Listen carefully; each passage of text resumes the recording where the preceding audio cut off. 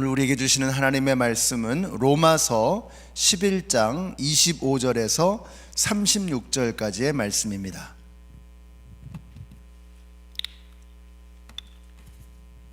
로마서 11장 25절에서 36절,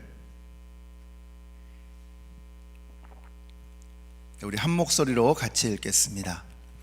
형제자매 여러분, 나는 여러분이 이 신비한 비밀을 알기를 바랍니다. 그것은 여러분이 스스로 현명하다고 생각하는 일이 없게 하려는 것입니다. 그 비밀은 이러합니다. 이방 사람의 수가 다 찰 때까지 이스라엘 사람들 가운데서 일부가 완고해진 대로 있으리라는 것과 온 이스라엘이 구원을 받게 되리라는 것입니다. 그것은 성경에 이렇게 기록되어 있는 바와 같습니다. 구원하시는 분이 시온에서 오실 것이니 야곱에게서 경건하지 못함을 제거하실 것이다.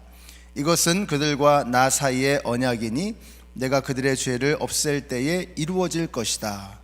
복음의 관점에서 판단하면 이스라엘 사람들은 여러분이 잘 되라고 하나님의 원수가 되었지만, 택하심을 받았다는 관점에서 판단하면 그들은 조상 덕분에 하나님의 사랑을 받는 사람들입니다. 하나님께서 주시는 고마운 선물과 부르심은 철회되지 않습니다. 전에 하나님께 순종하지 않던 여러분이 이제 이스라엘 사람의 불순종 때문에 하나님의 자비를 입게 되었습니다. 이와 같이 지금은 순종하지 않고 있는 이스라엘 사람들도 여러분이 받은 그 자비를 보고 회개하여 마침내는 자비하심을 얻게 될 것입니다. 하나님께서 모든 사람을 순종하지 않는 상태에 가두신 것은 그들에게 자비를 베푸시려는 것입니다. 하나님의 부유하심은 어찌 그리 크십니까? 하나님의 지혜와 지식은 어찌 그리 깊고 깊으십니까? 그 어느 누가 하나님의 판단을 헤아려 알 수 있으며 그 어느 누가 하나님의 길을 더듬어 찾아낼 수 있겠습니까? 누가 주님의 마음을 알았으며 누가 주님의 조언자가 되었습니까? 누가 먼저 무엇을 드렸기에 주님의 담례를 바라겠습니까? 만물이 그에게서 나고 그로 말미암아 있고 그를 위하여 있습니다. 그에게 영광이 세세에 있기를 빕니다. 아멘. 자, 오늘 말씀은 좀 덜 흥미로울 겁니다. 그런데 이 문제가 해결되지 않으면 성경에 대한, 그리고 역사에 대한 우리의 깨달음이 깊어질 수가 없습니다. 깊이가 없으면 쉽게 흔들리기 마련이죠. 그래서 오늘 말씀이 아주 재미있는 말씀은 아니지만 굉장히 중요한 말씀입니다. 자, 바로 이스라엘의 문제인데요. 이것은 로마서 중에서도 가장 어려운 그런 부분 중에 하나입니다. 뭐가 문제냐? 자, 그렇게 하나님께서 공을 들이고 사랑을 쏟아부어 주신 이스라엘 백성이 왜 이 지경이 되었는가 하는 것입니다. 구원 역사에 걸림돌처럼 떡하니 버티고 있죠. 당시 교회를 생각하면 더 그렇습니다. 로마 사람들보다 유대인들이 더 무섭습니다. 교회를 더 핍박하고 더 못살게 굴었습니다. 자, 왜 이스라엘이 이렇게 되었는가? 왜 구원에 있어서 가장 가까이에 있어야 할 것 같은 이스라엘 백성들이 가장 멀리 있는 구원의 대척점에 서 있는 이유가 무엇인가 하는 것입니다. 자, 바울은 25절에서 이것을 신비한 비밀입니다, 이 비밀을 알려드리겠습니다 하면서 말씀을 하고 있습니다. 자, 이런 단어들이 좀 이제 혼란스럽죠. 비밀이다. 자, 비밀의 특징은 무엇입니까? 비밀이란 이런 겁니다. 여러분, 그 전화기에 보통 패스워드나 패턴 같은 그 비밀 인식 장치를 가지고 있죠. 그래서 그 비밀이 뭐예요? 나에게는 너무 쉬운 겁니다. 그런데 다른 사람한테는 오리무중이죠. 이게 비밀이죠. 그러니까 비밀이라고 하는 것은 그 비밀을 알고 있는 사람에게는 너무나 명확하고 쉬운 것이지만 그 비밀을 모르는 사람에게는 깜깜한 거, 전혀 모르겠는 거, 이게 이제 비밀이죠. 이스라엘에 관해서 이것을 신비한 비밀이다, 거룩한 비밀이다, 하나님에게 속해 있는 비밀이다, 이렇게 말씀을 하고 있습니다. 자, 이걸 우리에게 알려주겠다는 겁니다, 사도 바울이. 그러니까 굉장히 중요한 말씀이겠죠. 자, 이스라엘의 문제가 그동안은 신비한 비밀이었습니다. 도대체 이스라엘은 어떻게 되는 것인가? 근데 사도 바울을 통해서 이 비밀이 이제 공개가 되는 거죠. 이 비밀이 왜 중요한가? 이 비밀을 아는 것이 굉장히 중요합니다. 왜냐하면 어떤 사람들은 이 이스라엘의 문제를 Back to Jerusalem, 그래서 이스라엘을 너무 높은 위치에 올려놓습니다. 그러니까 모든 것이 이스라엘에게 달려있다. 반면에 어떤 사람은 이스라엘을 폄훼합니다. 너무 지나치게 낮게 이스라엘의 역할을 보는 거죠. 심지어는 이스라엘을 미워하기까지 합니다. 어느 쪽도 다 건강하지 못한 태도입니다. 균형감 있게 성경에 나와 있는 말씀 그대로 이스라엘을 이해하는 것이 중요합니다. 그래서 28절을 보세요. 우리 28절 같이 읽습니다. 시작. 복음의 관점에서 판단하면 이스라엘 사람들은 여러분이 잘 되라고 하나님의 원수가 되었지만, 택하심을 받았다는 관점에서 판단하면 그들은 조상 덕분에 하나님의 사랑을 받는 사람들입니다. 이게 성경이 바라보는 이스라엘입니다. 하나님의 택하심의 관점에서 본다면 이스라엘은 정말로 특별한 민족이 맞습니다. 아브라함을 선택하셨고 그 혈통 중에 메시아가 탄생하셨어요. 세상에 수많은 민족과 백성들이 있지만 그 가운데 이스라엘을 선택하신 것입니다. 우리는 결코 이 사실을 가벼이 여겨서는 안 될 것입니다. 자, 그런데 택하심의 관점에서 보면 이스라엘은 하나님의 특별한 사랑을 받은 민족이 틀림이 없지만, 근데 그 택하심의 관점은 반드시 복음의 관점 안에서 이해되어져야 합니다. 왜냐하면 하나님의 택하심은 그 자체가 목적이 될 수 없는 것입니다. 왜 택하셨는가가 중요한 것이죠. 무엇을 위해서 택하셨는가, 이게 중요하다는 것입니다. 자, 그래서 복음을 위해서 이루어진 것이 바로 택하심의 하나님의 관점인 것입니다. 그러니까 택하심은 과정이고 궁극적인 목적은 복음입니다. 그래서 복음의 관점에서 판단하면 이스라엘의 택하심은 무엇인가? 이 땅의 모든 사람들을 살리기 위해서 그들을 선택하셨다라는 것입니다. 그러니까 이스라엘 백성들이 궁극적인 목적이 아니고 이스라엘 백성들을 택하심으로 하나님께서 하시고자 하는 하나님의 일이 있었던 것입니다. 이것을 몰랐던 거예요. 이 비밀을, 이 신비한 비밀을 몰랐던 것입니다. 이 땅의 모든 이들에게 하나님의 은혜를 베풀어 주시기 위해서 이스라엘을 선택한 것인데, 그걸 이해하지 못하고 이스라엘이 궁극적인 목적인 것처럼 그들도 착각하고 그들이 그렇게 행동했던 거죠. 자, 그래서 바울의 이야기일 뿐만 아니라 이것이 성경 전체의 말씀이기도 합니다. 출애굽기 19장 5절과 6절의 말씀이에요. 하나님께서 이스라엘을 애굽에서 불러내신 이후에 그들에게 시내산에서 이 말씀을 주셨습니다. 너희가 내 말을 잘 듣고 내 언약을 지키면 너희는 모든 민족 중에서 내 소유가 되겠고, 내 프로퍼티, 내 보물이라는 뜻입니다.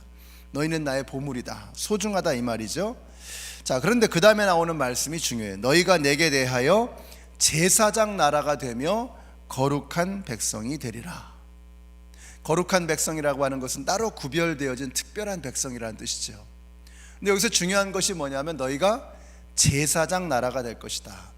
이 제사장이라고 하는 단어를 전에 한번 설명드린 적이 있습니다.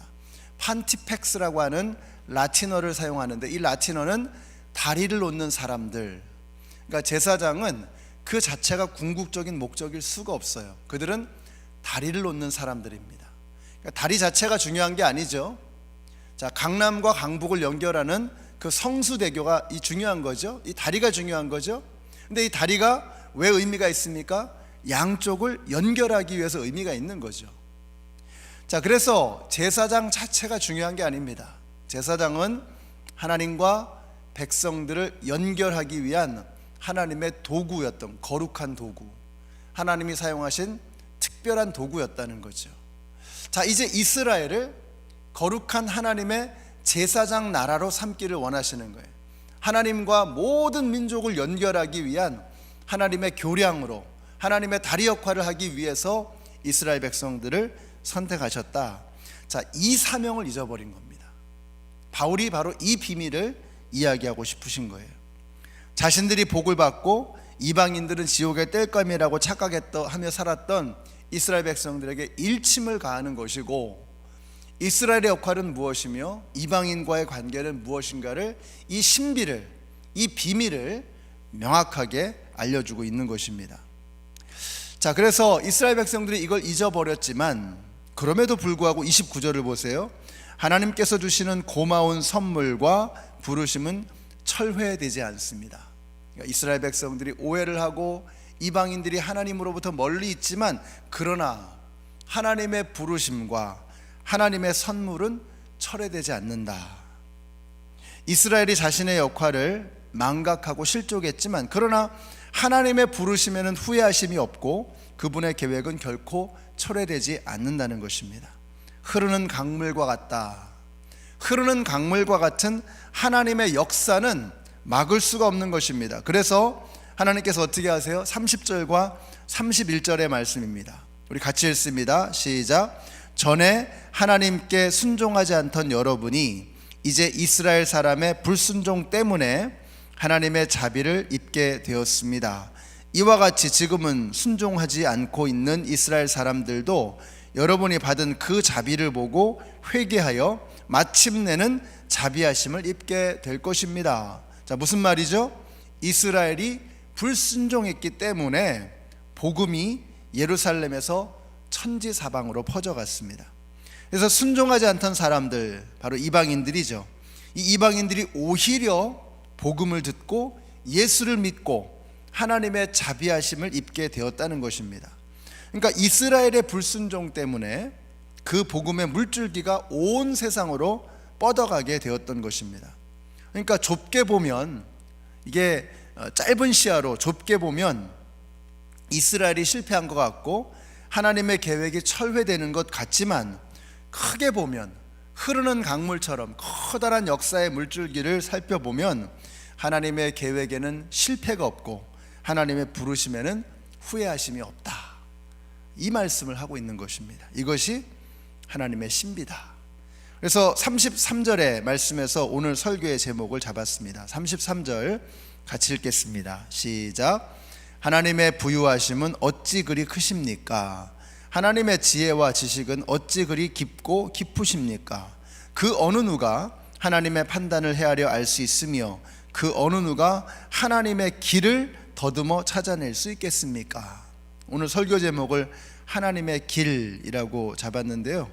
하나님의 길, 하나님의 계획하심. 오늘 이 말씀으로 우리는 도대체 어떻게 살아야 하는 것인가, 이런 마음이 듭니다. 저와 여러분이 하나님의 부유하심과 풍성하심에 압도되어야 하겠다, 이걸 생각해야 됩니다. 그러니까 이스라엘의 문제가 꼭 나에게 와닿지 않을 수 있어요. 그런데 하나님께서 이스라엘을 다루시는 이 관점, 하나님의 그 이스라엘을 다루시는 이걸 보면서 우리가 하나님의 계획하심과 하나님의 부르심과 하나님의 역사하심에 관해서 우리가 철저하게 신뢰하는 것입니다. 짧게 보면 이스라엘이 실패한 것 같지만, 하나님은 계획이 다 있으시구나. 커다란 계획, 역사의 관점에서 보면 하나님은 결코 실패하지 않으시고 결코 후회하지 않으신다. 하나님에게는 계획이 다 있구나. 우리가 그래서 오늘 어떻게 살아야 될 것인가, 이 마음을 가지고 사는 것입니다. 하나님의 부요하심은 풍성하구나. 하나님은 모든 것을 다 계획하고 계시고 하나님은 모든 것을 알고 계시고 모든 것을 헤아리고 계시는구나. 그래서 그 하나님의 풍성하심에 압도되어지는 그런 하루를 살아가게 되시기를 바랍니다. 하나님의 지혜와 지식의 깊으심에 푹 파묻히는 그런 하루가 되시기를 바랍니다. 하나님의 판단과 하나님의 길을 신뢰하며 믿고 따라가시는 저와 여러분이 되시기를 바랍니다. 이스라엘의 문제를 말씀하잖아요. So what? 이스라엘을 다루시는 하나님을 보면서 우리는 우리의 삶을 다루시는 하나님의 손길을 우리가 헤아려 미리 알 수가 있는 것입니다. 이스라엘도 이렇게 다루셨구나. 이스라엘을 부르시는 하나님의 그 부르심에는 후회하심이 없구나. 마찬가지로 하나님께서 저와 여러분을 거룩한 제사장으로, 보물처럼 거룩한 하나님의 백성처럼 우리를 선택하셨습니다. 이 땅의 교회들을 통해서, 이 땅의 그리스도인들을 통해서 오늘도 하나님의 그 놀라우신 역사는 계속해서 이루어져 갈 것입니다.